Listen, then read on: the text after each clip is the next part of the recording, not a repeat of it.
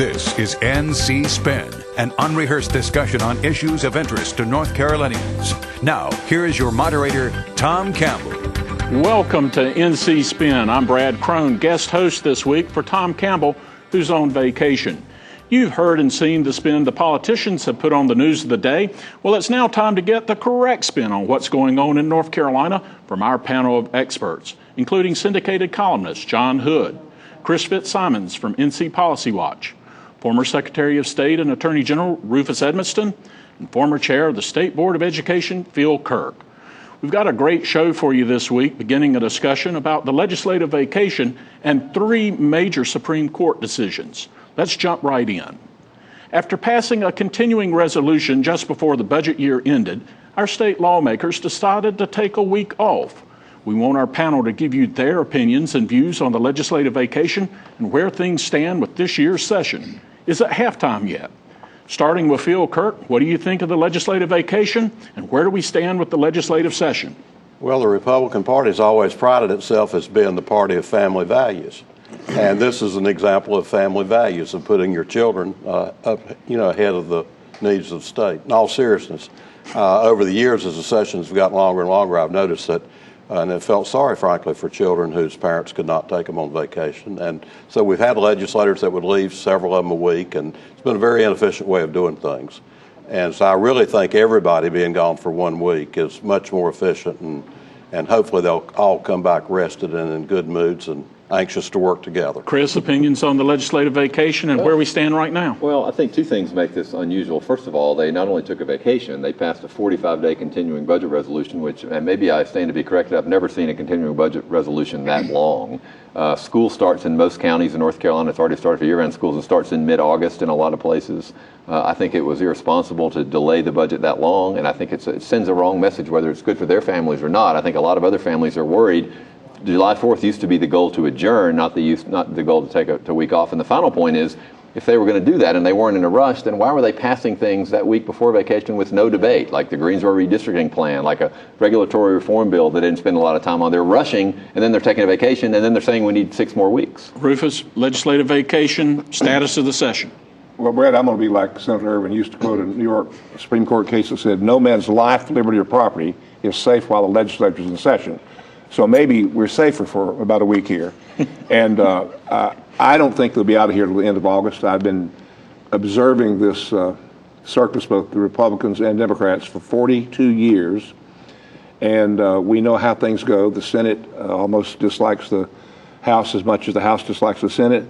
They need to be grown-ups and get back and do something together, like Brother Kirk said. John? Well, I think that in general, you can't say much about the efficiency of the legislature. Admittedly, not limited to the recent Republican rule, but also in the Democratic rule, we simply have sessions that are too long. There are lots of states. There are lots of larger states with more people and more distance to travel that get their business done much more quickly than we do. Now, that having been said, we haven't really talked about this yet, but I think in this particular case and this year, it was probably wise to take a break because the personality and chamber conflicts were so great. Some of the disputes are really substantive. Some of them are kind of petty. And it might be helpful to resolve things more quickly in the last part of the session for them to have taken a few days and get away from each other. Chris, with the legislator out of town this week, traffic was tolerable in Raleigh, but the big news was that there seemed to be some discussions between the leadership and the governor's mansion about a Medicaid deal. Are you hearing that? Are you seeing that? And will they be ready to deal when they come back to town? Well, I think we're going to talk about this in the next segment. I think there's a lot of things swirling about Medicaid with the Supreme Court decision. A lot of folks trying to make that part of whatever deal comes out of it, at least consider talking about Medicaid expansion. McCrory has said for a long time he wanted to wait till this decision was made. It's been made. I do think the House and Senate are getting closer, but I hear conflicting reports about how close they are and when a deal will be done. Phil, what do you see with the tension between the two chambers and the governor? Is that something that's always been there? It seems to be more open, or at least being reported more this time, but there's always tension between the House and the Senate, no matter who's in. Governor Hunt was very good at holding down the disagreements. Different governors have handled it different ways. I think there are some strong-minded people on all three sides, and there is a lot of tension. Rufus, watching this go through the process, how would you score Governor McCrory as far as his interactions with the General Assembly? Well, bless his heart, don't want to say anything bad about it, but it's not been very good. As I said, Phil said, you've got different governors to do different things. Now, Jim Hunt would have had him over there at breakfast every morning if it took to get it done. You know that, Brad. Right. You've attended some of those meetings. And I think the governor has to chart his own course, because when you have people, like I saw a particular representative this week wrote a newsletter where he just said, I'm not paying a bit of attention to Governor Martin. He's cocky. He does nothing but talk to the press. Then that in my opinion, is a lack of respect for the office. All right. Thank you, Rufus. Could we bring him up to date on who the governor is? Yes, it's not Jim Martin now. We'll have that debate off camera. When we come back, yeah, we'll take a Tar Heel perspective on the Supreme Court rulings. That and much more. You're watching NC Spin. NC Spin will return after these messages. 98% of farms are family farms. Families that believe in values like hard work, faith, and integrity. Farmers care for their crops, land, and animals because it's their passion and it's the right thing to do. They take pride in raising healthy, affordable food for your family and their own. Their livelihood depends on it. At Farm Bureau, we believe in farmers, their values, and their way of life. Clean transportation options can help you fuel what matters. We're fueling what matters to us by converting our fleet of collection trucks over to compressed natural gas. It's a good, smart business decision, and having the air cleaner is something that benefits all the families that work with us. We use biodiesel in our heavy equipment. We've got propane in a lot of our police cars, and we've really embraced the electric car. Join the city of Raleigh and fuel what matters. To learn how you can fuel what matters, visit fuelwhatmatters.org.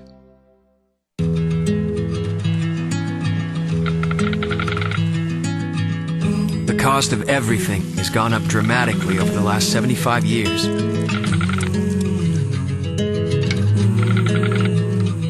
With one exception, keeping electricity affordable. That's the power of your co-op membership. Learn more at togetherwesave.com. North Carolina's Touchstone Energy Cooperatives, looking out for you. We now return to NC Spin. Welcome back. There were three historic rulings coming out of the United States Supreme Court as they wrapped up their session last week. First, the court voted 6-3 upholding the state exchanges in the Affordable Care Act, saying the federal subsidies were legal under the law. The next day, the justices announced a 5-4 decision making same-sex marriage the law of the land. And just before the session ended, the court ruled that states could have independent redistricting commissions, upholding the Arizona independent redistricting law. Justice Ruth Bader Ginsburg said independent commissions were a way to allow voters to fix a broken system. Let's take some time to review each ruling. Question 1 to Rufus Edmisten. Several weeks ago, Tom interviewed Governor McCrory and asked him what would happen if the Supreme Court ruled with the plaintiff and said that states without health care exchanges wouldn't be able to receive insurance subsidies under the ACA. Governor plainly said there was no plan B. How big a decision was this ruling for North Carolina? Well, I think had the court ruled otherwise, Brad, it would have been disastrous, because you'd had all kinds of people who couldn't afford insurance whatsoever. You would have had mass confusion. And to tell you the truth, though, on the other hand, it really doesn't make that much difference, because the governor has said that he doesn't know whether they're going to expand Medicaid or not. But the House and Senate leaders have said, no way, on my watch are we going to do it.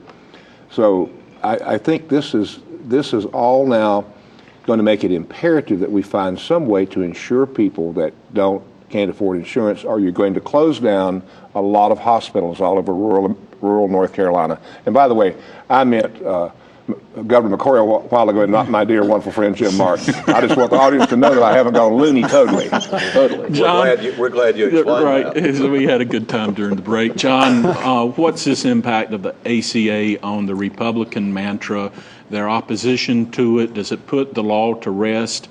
Is there consternation within the Republican ranks?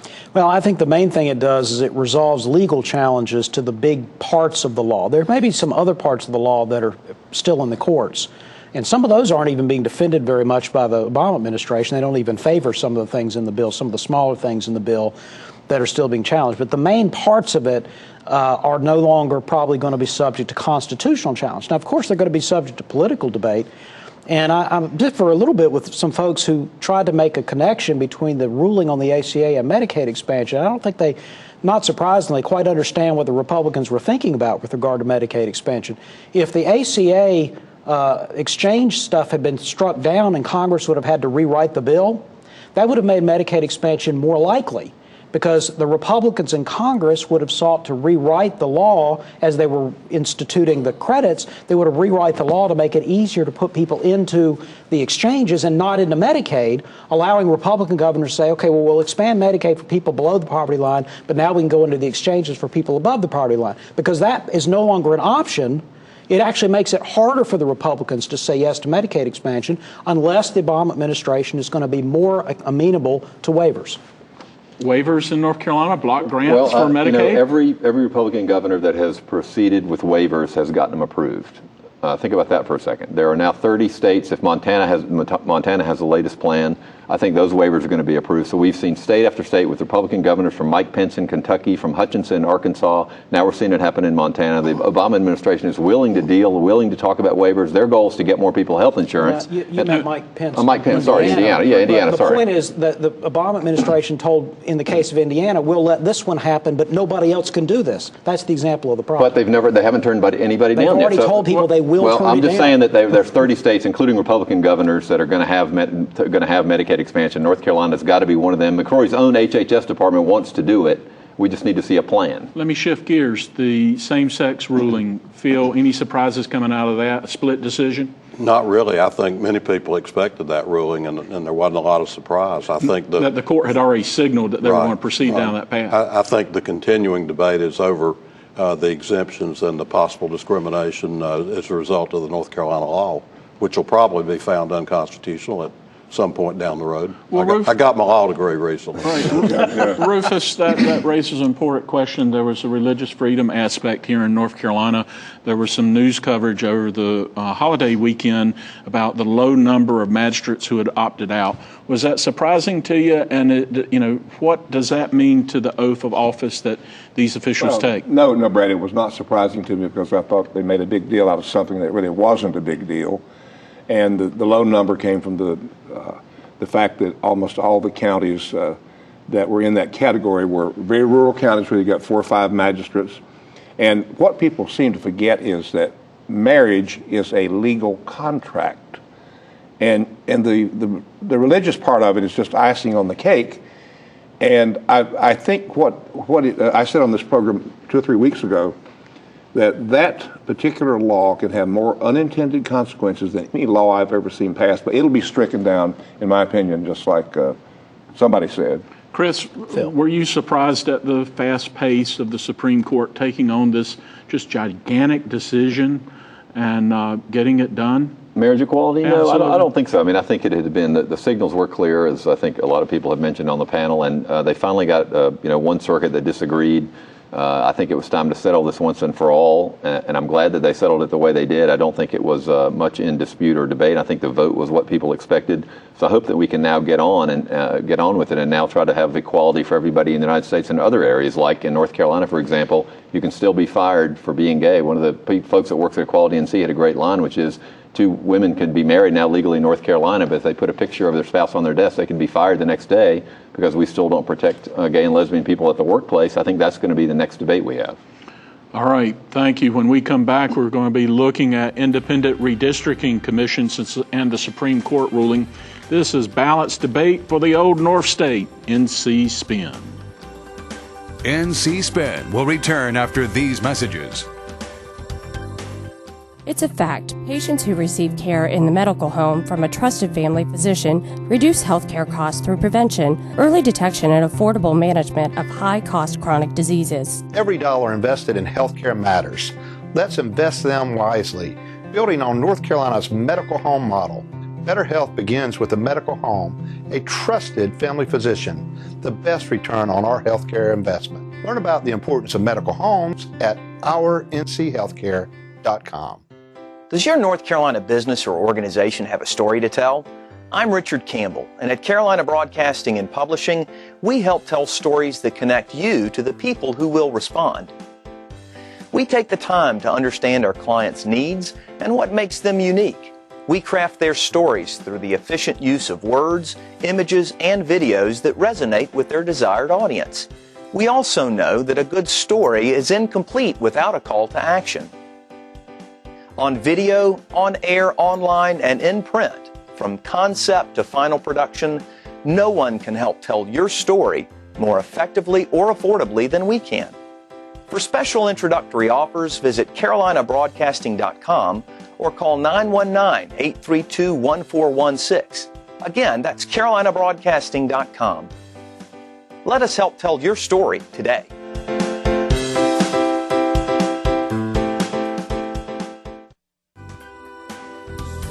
We now return to NC Spin. The United States Supreme Court ruled last week that states can have independent redistricting commissions supporting a ballot effort led by Arizona voters to take away the drawing pins from their state lawmakers. The court was clear the best way to give voters a meaningful voice in selecting their representatives is to take redistricting authority away from the state legislature and to give it to an independent, nonpartisan commission. And voters should use the initiative process to enact that change. Question one to John, what's the impact of the decision across the nation, and how do you think North Carolina lawmakers are going to be viewing it? Well, it has a significant impact in the states like California and Arizona that have adopted redistricting commissions through initiative. But speaking as someone who got his law degree from the same school that Phil Kirk did, I will say that as far as I can tell, the decision doesn't have anything to do with North Carolina. Because in North Carolina, if we get a redistricting process, a commission, a reform of some kind, it will be through legislative action, which is completely fine, even if the court had gone the other way. The argument here was, according to the U.S. Constitution, legislatures determine the time, place, manner of elections, and therefore you can't subcontract that out. The legislature can't do that to a commission, which might have been a live argument in Arizona, but in North Carolina, a redistricting reform process, which I favor, is going to be done by the legislature. Even if it's fundamentally put into the Constitution through referendum, it first has to be approved by the legislature. I've had personal experience with it. As some of you know, 43 years ago, I introduced a bill when I was in the Senate to do this very same thing. And not only was it not voted on, it wasn't even allowed to be heard in the committee. So in 144 more years, when the Republicans have done the redistricting like the Democrats did, I'm going to again support my position. Well, that brings the question up, Chris. You've got Representative Charles Jeter and State Senator Jeff Jackson, both from Mecklenburg County. They have a bipartisan bill in the General Assembly right now calling for legislative authority to adopt an independent redistricting commission. Is it going anywhere? Does it have any validity? Are the parties too entrenched to give up that power? I think it's still going to be a battle. There's a House bill that actually has a majority of the House that has sponsored it. So there's a majority vote in the House right now. If they voted, enough people have sponsored it to pass it. It still doesn't look good in the Senate. President Pro Tem Phil Berger told Jim Morrill, the Charlotte Observer, still not a good idea, which of course the irony of that is in 2009, Senator Berger, then in the minority, introduced a bill for independent redistricting. It was a good idea in 2009, still not a good idea in 2015. So Republicans are not, it doesn't appear that they're ready to turn over this power. But I think, as we said on the show before, if they are long-sighted, which is difficult for any politician of either party, I think they'll realize that changing demographics and other things, I would argue, would make it in their best interest to turn it over to an independent redistricting this commission now, instead of them losing power and being penalized the way that they have penalized the Democrats. Rufus, a question 5 years out, is now the time to look at an independent redistricting commission from a legislative standpoint, from a political standpoint, and even from a growth demographic standpoint? The time was 43 years ago when Phil first introduced it, because the only way you're going to ever get any sense made out of these wacky districts, and the Democrats are just as bad. They just didn't have as much technological know-how. Pot calling the kettle black. That's right. And there's no way that some folks are going to give up the advantage they have. In most of these districts, you could run a caterpillar or a mole out of the ground and they can win on that party ticket. That might be an improvement. Some of it might be improvement, but I'll quote Irvin again. This will happen when the last lingering echo of Gabriel's horn trembles into ultimate silence. That means never. Well, there are other redistricting issues in the General Assembly that are getting a lot of attention. Last week, the Greensboro City Council redistricting issue. Prior to that, Wake County. Is this big government conservatives running the show? What's driving this redistricting effort, well, John? I think that the term big government conservative is a rather silly marketing ploy because this doesn't have to do with the size of government. This has to do with where decisions are made. Are they made at the state level or the local level? So you might argue it's sort of centralized conservatives or something like that. That might be a better argument. Central planning. Yeah, something like central planning. So the issue here, though, is remember North Carolina is a state where localities are creatures of state government. The state does have the authority to make whatever decisions it wants. Now, whether it should make that decision is a different matter, and I'm with the opponents of the bill in Greensboro. They should have at least had some kind of referendum process in Greensboro. Phil, is this an overreach of overactive legislators at the General Assembly getting into municipal issues they really shouldn't get into? The only thing I'll say, sort of like I did about family values, I've always thought Republicans were for local control, and I've been a little mystified, but understand some of the rationale. So yes, I think it's a little bit unusual. Where does it end, though? That's the problem. Yeah. Where does it end? Well, the other really interesting thing on the redistricting issue, when you look at the legislative races in North Carolina, there are about 25 major competitive races with the legislature looking at it. If you go to, going back to an independent commission, if we look at that format, do you have more competitive races? There are 170 seats. Should there not be maybe half of those in competitive seats? Oh, in an ideal world, I think you'd have as many. In an ideal world, you would have many more competitive seats, but you wouldn't start the map by looking at what's competitive. You'd start the map by drawing fair districts, abiding by the Voting Rights Act, where you have to obviously make them compact, all those things that we talk about, have good criteria. And in some cases, you'd have competitive elections. In some cases, you wouldn't. You'd have far more than we have now, and you would have incumbents who are in the same district, and you shouldn't worry about that. John, one other question on the Supreme Court looking at redistricting. The U.S. Supreme Court remanded back down to the state our redistricting from 5 years ago. Where's that stand, and what should we look for? It's going to take a lot longer to get through the courts. The dispute is really about whether precedents in other states that are much more extreme than North Carolina really apply here.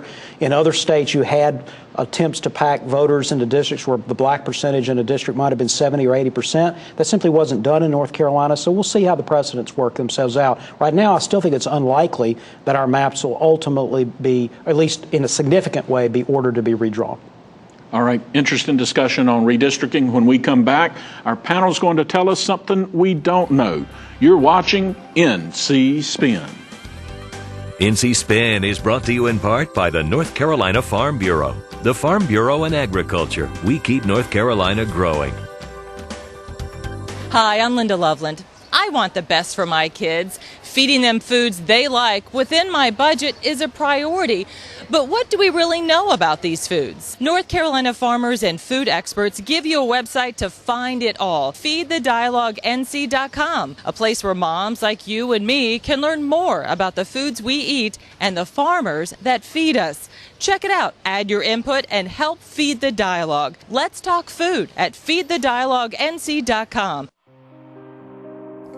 Every year, North Carolina patients undergo 635,000 same-day surgeries. 72% of these surgeries are performed in our highest-cost hospital facilities, adding as much as $2,000 to every procedure. The state's outdated Certificate of Need law prevents competition from lower-cost, higher-quality same-day surgery centers, inflating healthcare costs and limiting patient choice.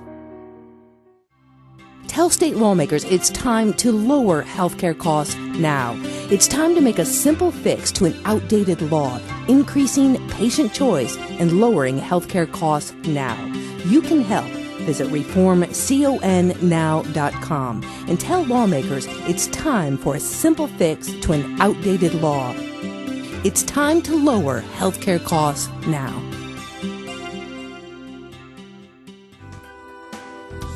We now return to NC Spin.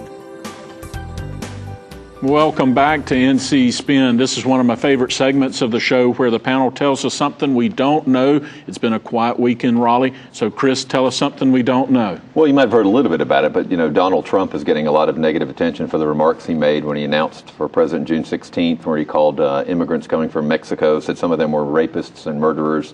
That has caused boycotts from NASCAR and ESPN and the cancellation of the Miss America pageant, of the Trump pageant on Univision and NBC. So he's getting all this grief about it.